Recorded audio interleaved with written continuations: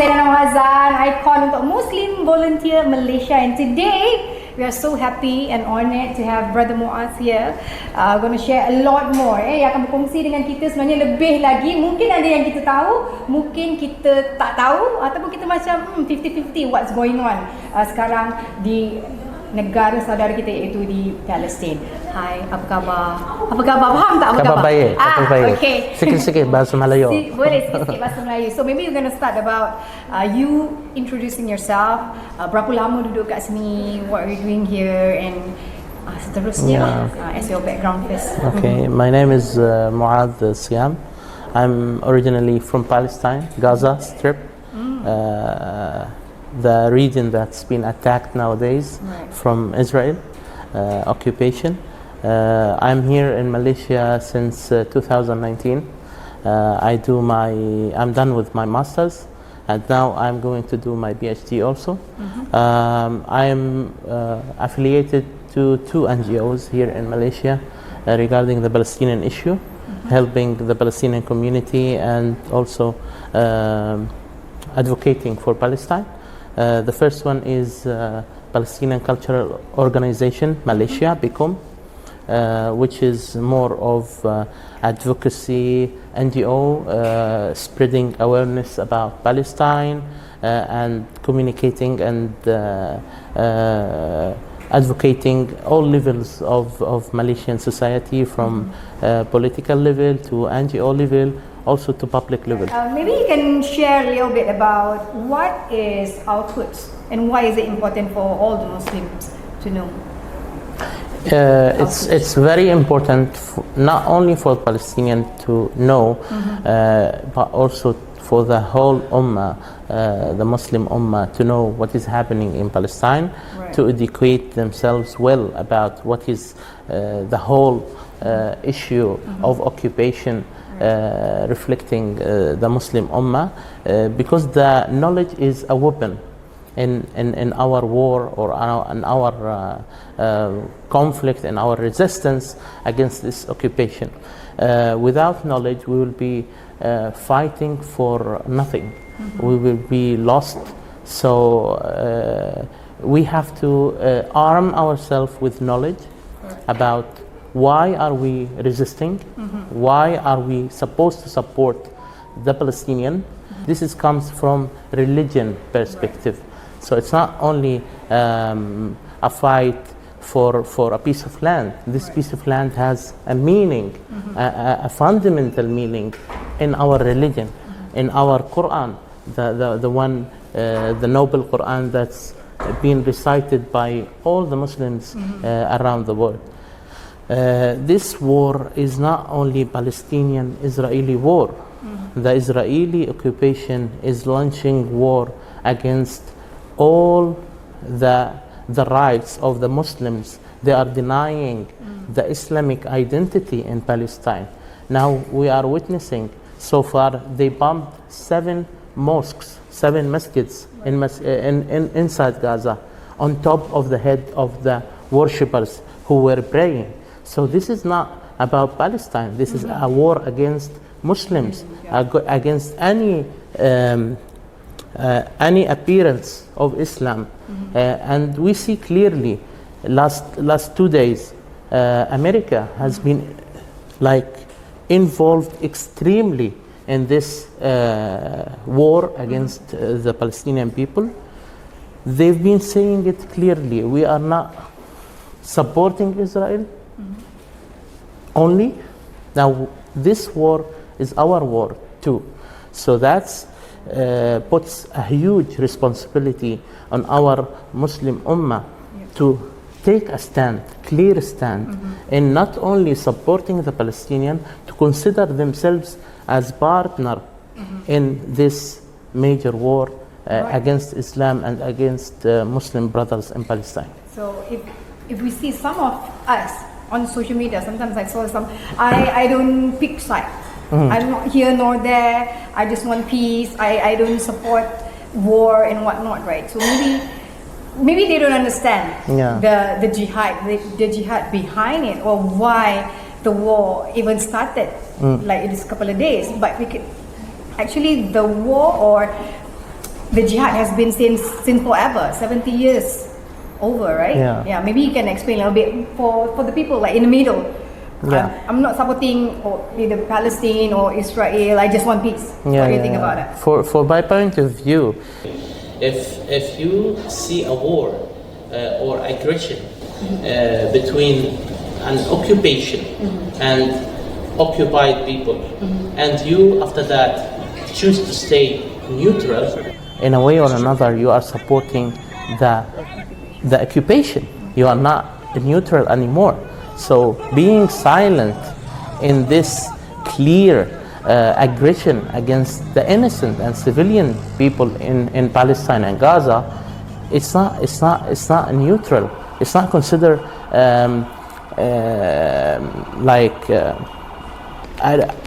not taking sides, but you are actually taking sides by staying neutral. So, as we see from the other side, if you look to the other side, why should we keep neutral while the other side is taking side? Right. Like if you just open any social media or read the news, now as I said before, America is taking side.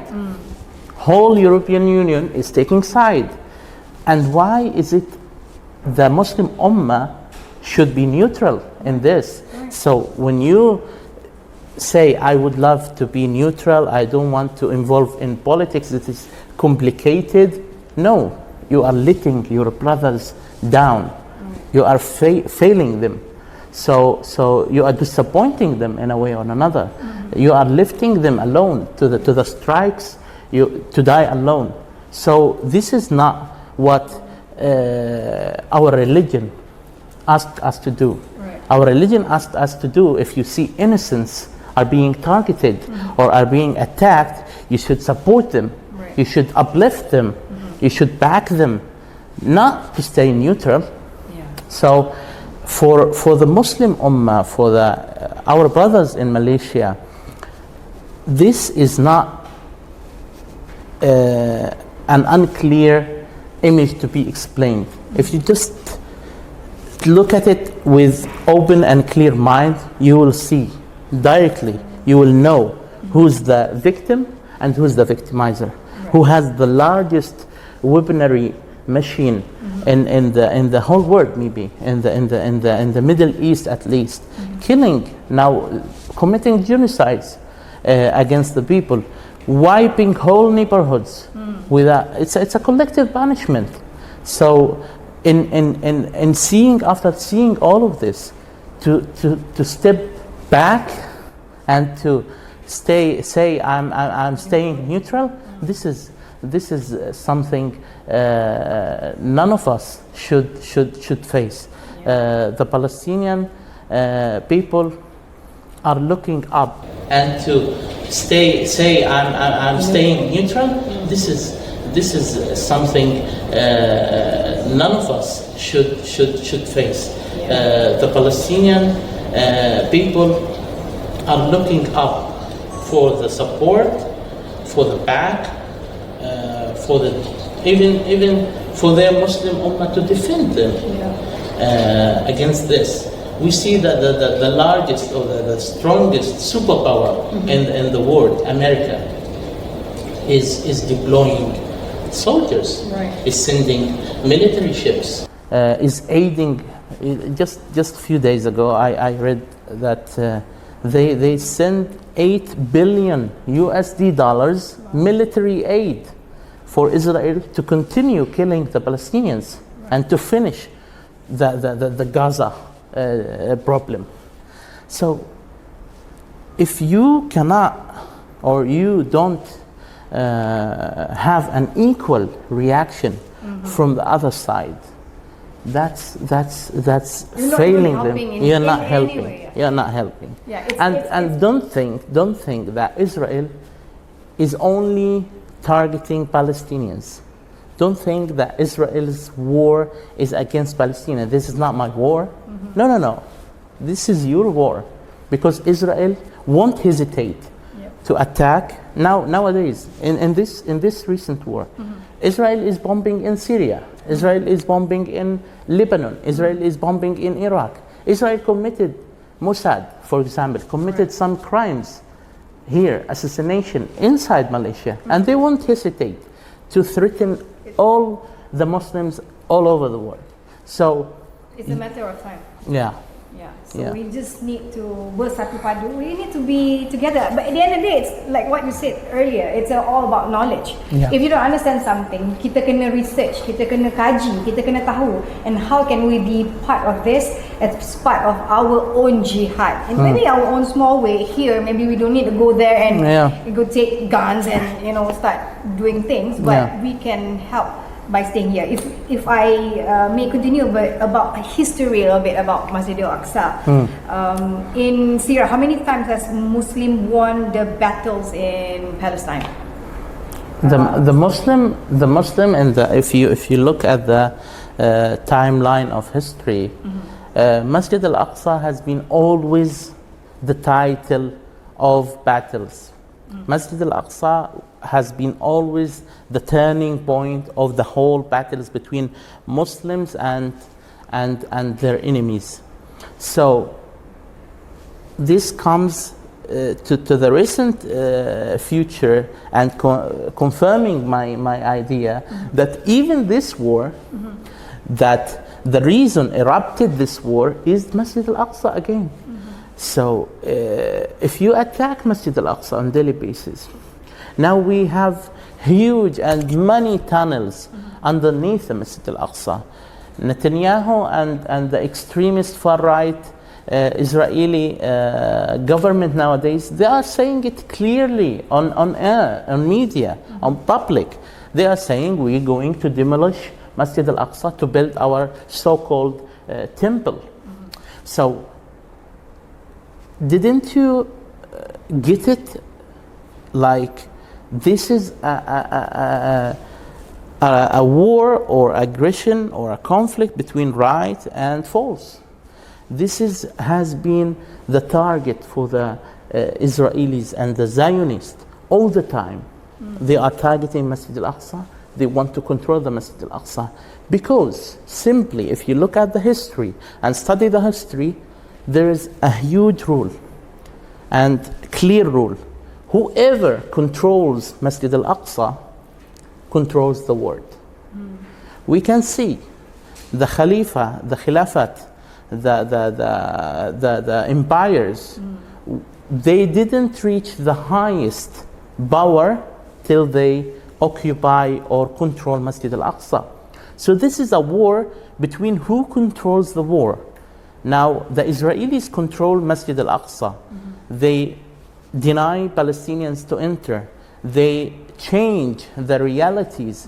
They demolish something, they build something to profound, to claim their right in Masjid al-Aqsa. Now they are going to the next plan to demolish Masjid al-Aqsa. And there are some reports saying this aggression or this operation launched by the Palestinian resistance was because the Palestinian resistance got special information that this plan is going to be implemented soon. So they took advantage to protect Masjid al-Aqsa before anything happened. They strike first. Yeah. Okay, when we talk about Hamas fighting back, okay, what truly Hamas wants? Hamas, I'm not here to represent Hamas, of course, but I can relate because Hamas is part of the Palestinian people, and I am Palestinian myself, and I am freedom, and Hamas is not the only body like the mainstream media. They are not aliens coming to strike Israel. No. They are part of the Palestinian resistance, the whole Palestinian resistance, backed with the Palestinian people and supposedly backed by the Muslim Ummah. They are claiming their rights. They want to restore their stolen and occupied lands. So Hamas or the Palestinian resistance is not attacking or implementing operations for the sake of military aspects. Right. No, they are part of the Palestinian resistance, the whole Palestinian resistance backed with the Palestinian people and supposedly backed by the Muslim Ummah. They are claiming the rights. They want to restore their stolen and occupied lands.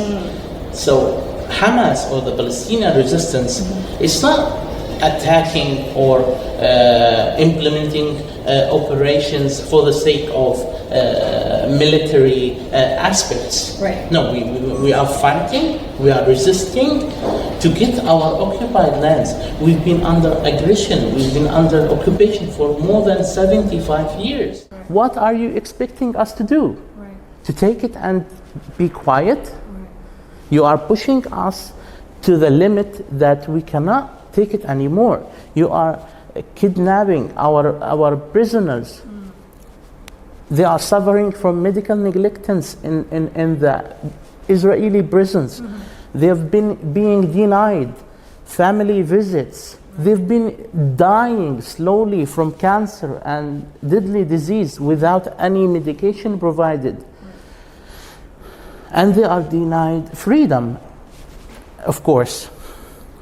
Daily killing of Palestinians in West Bank, daily invasions for al-Aqsa mosque by Zionist extremist gangs to pray and do their Talmudic rituals and prayers inside Masjid al-Aqsa. You are provoking the Palestinians. You are denying them. Gaza Strip has been under siege for more than 16 years. So to reach this point and to wait for 75 years for the international community, that's like a big fake entity to just push the Palestinians to keep quiet, to take it, to accept the reality, and not to implement their own resolutions, the UN resolutions, to give the Palestinian sovereignty, to give the Palestinian a state, to recognize. Where is the state? We've been waiting it for 75 years now. When we act now, all of a sudden the whole world is panicked. Because why? Israel is the one who's been attacked. But we've been attacked for 75 years and no one mentioned anything. They've been keeping silence. So, yeah, this is a clear bias and this is a clear hypocrisy by the Europeans, by the superpowers, and it's a clear injustice. What is the difference between Gaza and the West Bank, according to political and operation? The difference, you mean? Yeah, the difference between the political, is it the same in the West Bank and the Gaza Strip, or the Gaza Strip is a tiny region that has 2 million most of them are refugees, Palestinian, and they've been under the siege for more than 16 years now. 2 to 3 hours electricity per day, short access to water, to internet, no airport, no crossing, no traveling easily. So you can imagine the highest population rates in Gaza. It's very density area, and the highest unemployment rate in the whole region is in Gaza, and actually the highest higher degrees holders rate in Gaza also. So we are not as they say, savage or barbaric or whatever they called us. Last day, the army commander in the Israeli occupation, he called the resistance human animals. We are not. We are well educated. Right. We are striving for a better life, but we are under siege. Exactly. We are preventing from our basic rights. We cannot have good access to internet, As I said, we barely have 2 to 3 hours of electricity. So for Gaza, but Gaza still, after all this, they can do something. They are the only one on earth to stand up facing this aggression, to say to Israel, no, you're not allowed to do it anymore. You have to hold responsibility for your war crimes. Someone has to say no for their arrogance. They are bullying everyone. So for Gaza, this is the situation. But for the West Bank is not better than Gaza also. They are being deprived from, but the advantage in Gaza, I didn't mention that all Gaza is freed. There is no single Israelis in Gaza. Okay. So it's all Palestinian free land. But for the West Bank, it's still occupied. We have settlements increasing rapidly, crazy rates. We have killing of our Palestinian people in the West Bank on daily basis, and we have checkpoints. Like I would love you to imagine what could checkpoint mean. Checkpoint mean if you're going to university and you have a checkpoint, military checkpoint, not police checkpoint, military. You are suspected to lose the whole day waiting on the checkpoint. Send back. If the soldier, the Israeli soldier, was in bad mood, let's say, he will send you back. For no reason at all. For no reason. Right. He has the right to kill you even in the checkpoint if he feels suspicious about you. And many Palestinians in the West Bank have been martyred this way. Waiting in their car, he felt suspicious about one of them. He just shoot him. That's it. Yeah. To that extent, the people in the West Bank are being segregated and being under injustice. Roads for Israelis only. You cannot use them. If you want, for instance, if I am a Palestinian and there's another one who's Israeli, he lives in the settlement, I live in the Palestinian town. So we are going to the same point. Okay. The Israeli has the privilege of his special roads, which is protected and direct access. No checkpoints, no nothing. So let's say if on maps, for the Israeli, it will be half an hour. For the Palestinian, he has to go through side roads. Side roads blocked with military checkpoints that will take him maybe up to 8 hours to reach the same place they both heading to. So you can see what's been implemented before in South Africa, for example. Right. It's happening now in Palestine. Right. And no one is saying anything about it. Yeah. It's an apartheid. Yeah. This is when you deal differently between people. This is an apartheid. Yeah. No one is saying anything. And this is remind me of one point. Nelson Mandela, the freedom fighter. If you go to history and you revisit what the Western media was reporting about him, they were telling you that he's a terrorist. So when you read any news saying the Palestinians are terrorists, just reflect to that image. Yeah. They've never said any good thing about any nation that is seeking for its liberation and freedom. Yeah. They see us in different or double standards. We can see the reaction. I mean, the Western and the superpowers, especially America and Western countries, we can see. Just last couple of months, you were praising peoples and nations resistance against occupation and invasion when it comes to Ukraine. It's not only supporting them, you've been arming them, praising them, saying every word of condemnation to their occupier. But when it comes to the Palestinian, they are doing the same thing. You are accusing them, you are killing them, you are funding their occupier. You are saying to them, you have no right to resist. You have to accept being occupied. Isn't it hypocrisy? Isn't it double standards? If it's not this, what it could be? So yeah. So you have to clear or open your mind to see the whole picture. It's not only Hamas attacked Israel. No. This is what they are trying to frame it for you. You have to extract your knowledge, to read more, and to know the behind scenes story and the background of the whole issue. What is the motives? So, okay. Palestinian resistance launched operation against Israel. Oh, why?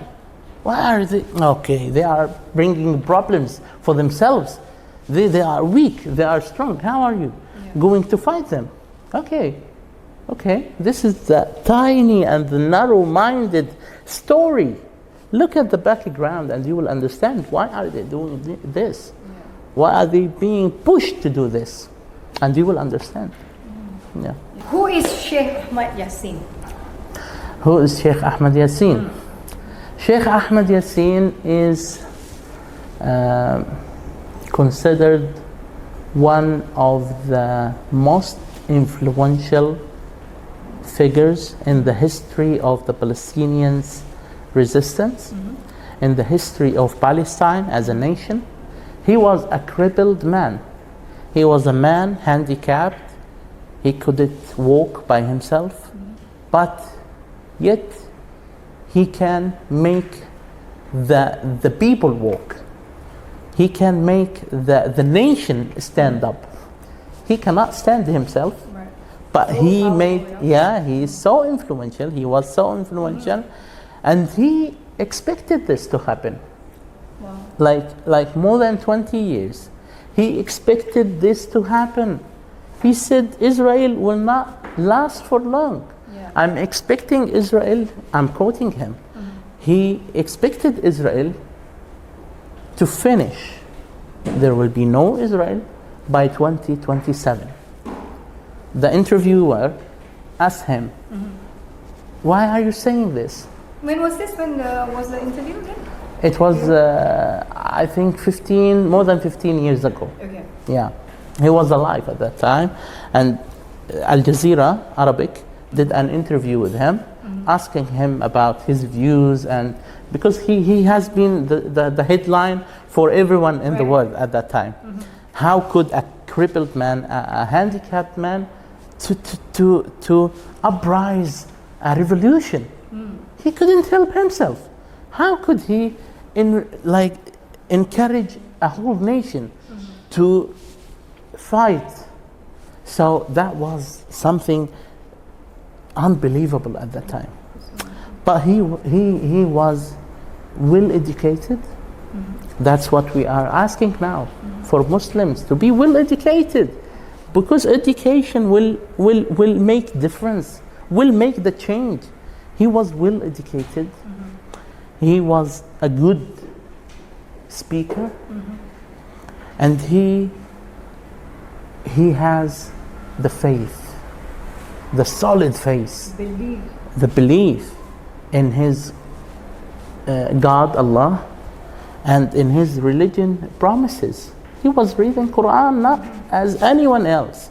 When he read Quran and say, وَلِتَدْخُلُوا الْمَسْجِدَ كَمَا دَخَلْتُمُوهُ أَوَّلَ مَرَّةٍ, he sees it as a call from Allah directly to him. Go stand up. He cannot stand up, but go influence people that you will enter Masjid al-Aqsa again, as you have or you had entered before. That means during Khalifa Umar bin al-Khattab, when he liberated Palestine.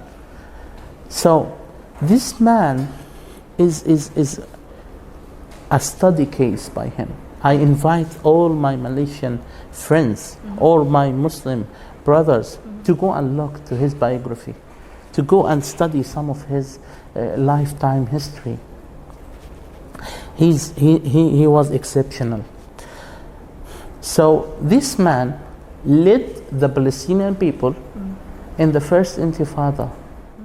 Some were calling him crazy. You are too optimistic. How can it be done? How right? can it be done? But he has the ability to oversee and to vigionize. Yeah, he was a visionary man. He passed away. He was killed by the Israeli occupation, by the Apache airstrike. He was praying Fajr prayers like any man. Once he get out of the Fajr prayers, he was killed and he was airstrike. So, but he did his part. He actually did more than expected from him, from a crippled man. What are you expecting him to do? So this is a message for everyone. What should I do? What can I do? I'm far away. I cannot do anything. I don't have money. I don't have anything to help. No, this man was crippled. He could just sit in the home and say, I cannot do anything. My medical condition doesn't help. But yet he did the biggest revolution, or the biggest incident event on the news nowadays. And this is his ideas. Yeah. As for the Palestinian, where does their spirit come from? The semangat.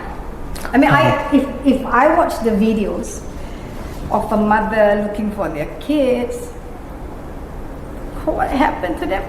And they can still stay strong and fight back and believe and have trust with this, right? Where all these Palestinians, I don't know whether I can be that strong, right? How? It's hard to understand. But this, wallahi, I'm not being too complicated here. Straight to the point. This is from Allah. Wallahi, this is not from us. Any one of us. Do you think they love losing their children? Do you think they love their children being killed in front of them? No. But this, Allah's barakah, this holy land has something magical to reflect its people, to steadfast. Like I was telling you, America, they will be called crazy if they stand facing all these superpowers. But this is Allah. Are you afraid from anyone while Allah in your side? You cannot be afraid. Allah promised you with the victory once you do what's required to do. Do your part and leave the rest on Allah. That's what we believe in. You know, I've seen many videos of Palestinians carrying their own children dead in their hands and chanting, shouting. Don't expect us to surrender. Come on, your child is killed in your arms. They said, no, don't expect us to surrender. Your house is in rubble already behind you. No, we are all with resistance. Don't stop. Those most affected, they are saying this. So, what should we expect from those not affected in a way or another? That question should be in the head of every Muslim. You are not directly affected. So what should your stance be? Neutral? If those affected, their sons being killed, They say we support resistance, we support our rights, we want our back, we want to end the occupation. Your stance as a Muslim shouldn't be less than that. Yeah, you should be firm on which side that you're supposed to be, right? Okay, why people must support the Palestinian? I think it's, I think Brother Muaz already answered that. How? The question now is how. Like you said, maybe we cannot help it. Maybe we're not rich, we don't have a lot of money, we cannot, go there and perang together, How can we in Malaysia, maybe our brothers and sisters, maybe would like to be part of this? The minimum you can do is never support the oppressor. Never support the occupier. Never blame the victim. This is the minimum you can ever have. Yeah. The more advanced step is to pray. Pray. Pray for those under the rebels. Pray for those targeted.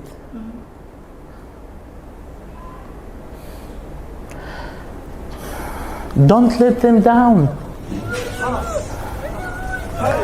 Don't let them down. Don't let them alone. They are their brothers. They are your brothers. Why don't you consider them your brothers again? Aren't you sharing the same religion? Aren't you Muslim and they are also Muslim? What is the right of Muslim on his brother? To support him. To do practical steps. To change the reality. Not to just watch. Everyone has his social media account. Just, no place safe here because they are not safe back there. Because we see all the celebrities nowadays in the Europe and in America, they are not playing safe. They are saying it clearly. We stand with Israel. So what is our part? Haven't they praised the killing of our brothers? They don't care. Yeah. The sad part is maybe some of them don't even know the truth. Yeah. They've been blinded. Justin Bieber. Yeah. Why is I draw this example. Okay. Justin Bieber posted a picture. I stand with Israel. The background of the sentence was there was a picture of destruction. The picture was from Gaza. So he take a picture of destruction in Gaza by the Israelis to support Israel and to stand with Israel. Yeah. So this is a level of ignorance. This is a level of arrogance. This is a level of a devilish acts. How could you ignore or let down the innocents calling for you? You've seen some videos. They are calling for you, but you choose not to respond to that call. Do you know that Allah will reward you back for that? Do you know when you call Allah, He will let you down also because you let your brothers? Don't you need Allah?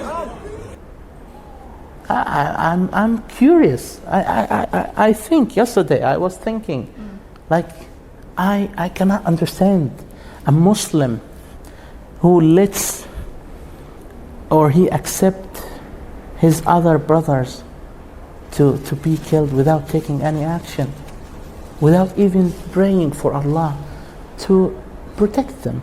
This is the minimum you could have. Another one, we have also, I heard, we have protests here in Malaysia in Jum'at. The least you can do is to practice, to go, show solidarity, condemn the Israelis, never condemn both sides, never draw equation from the victim and victimizer. Read more. We've seen, don't you feel ashamed that we've seen Jewish condemning Israel and calling for the end of occupation, and some of our Muslim brothers still not decided? Don't you feel ashamed? They are more human, or they feel attached to the people of Gaza more than you? This is not acceptable. This is, you should revisit your aqidah, your belief. If you still have doubt, you should revisit. Read. Tolong baca kembali. And some people, if I were at a bit, it's the history. It's past. We need to move forward. We need to, when it's going to end if this attack and then attack. Guys, okay, whatever that you try to reasoning things. Sometimes people try to reasoning things. Try to make it logic. It's not. So we need to fight on the right side.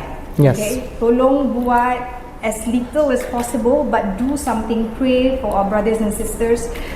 Donate kalau boleh, because they need a lot of it to build back for medication, for food. Now at the moment I'm talking to you, my family, I haven't got contact to them since 2 days. No electricity, no water, no escape, no shelter. They bomb masjids, they bomb hospitals, they bomb schools. You know, you are not expecting to deal with those people normally, because they are acting abnormally. They are crazy, they are aggressive. They if you just go to social media, you will see they want to wipe the whole city off the ground. They were saying we want it like a parking lot. No, nothing. But we are there. We will not leave. They think if they push us, we will leave. No, if they push us, that's the craziness they haven't understand for 75 years. If you pushed us, a suppressed or oppressed nation, cannot accept them to surrender. They will fight back stronger. Right. But this is the colonial mind. They won't understand the perspective of the people.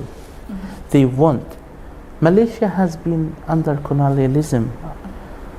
And have you got your independence by surrendering? No. By peace? No. By fighting back. Right. Once they know that you are strong enough, you are not surrendering, they will leave. And we hope, as Malaysia got independence, help us. We are under the last occupation on earth. Help us to get our freedom.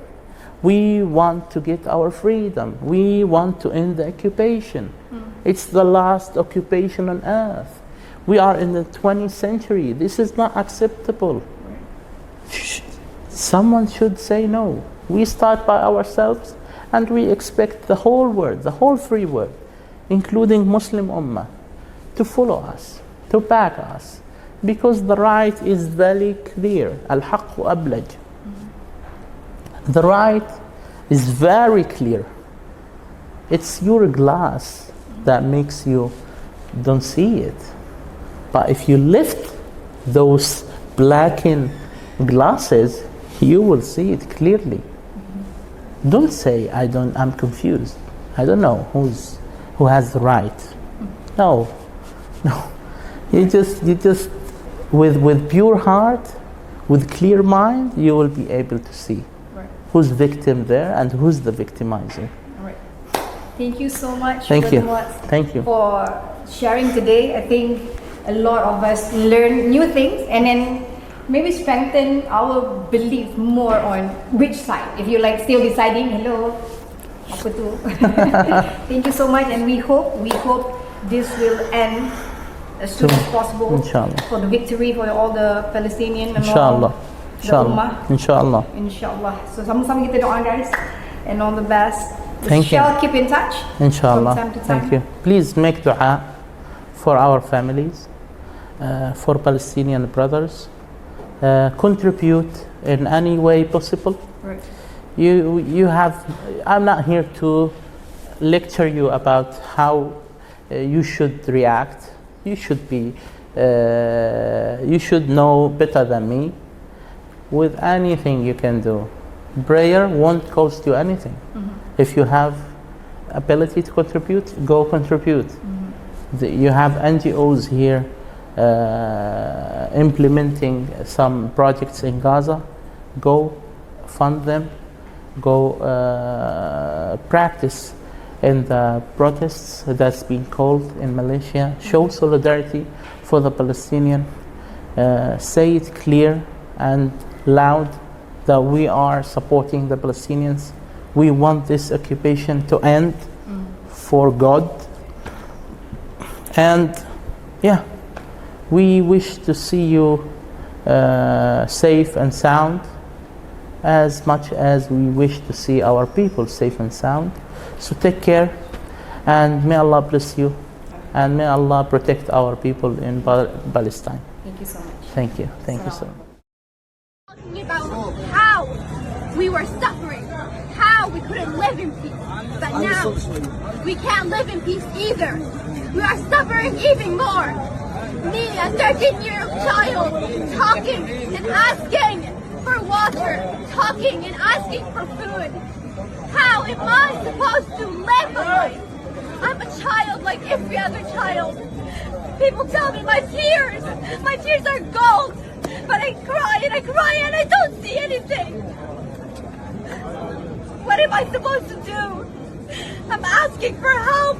I'm asking the Arab countries. I'm asking the Islamic countries. None of them are helping us. You saw that child. What did he do? What did the children do? Is it their fault for crying? Is it their fault for asking for help? We're children, like every other child. I'm not asking for your help. I'm asking for you to share. I'm asking for you to at least feel pity for us. I don't want you to feel sorrow for us. We're not piece of trash. We're humans. We have rights. We're alive pieces. It's unfair that you think of us as trash. We're stuck in here. This is not prison because we never did a crime. This is a small camp that we're stuck in and we can't get out. It's unfair. I'm a child and I now have trauma. And it's not like any other child trauma. I've seen people die. I've seen people die. Some of my family have been killed. Am I just supposed to watch this in peace? I don't understand. I was 10 back then.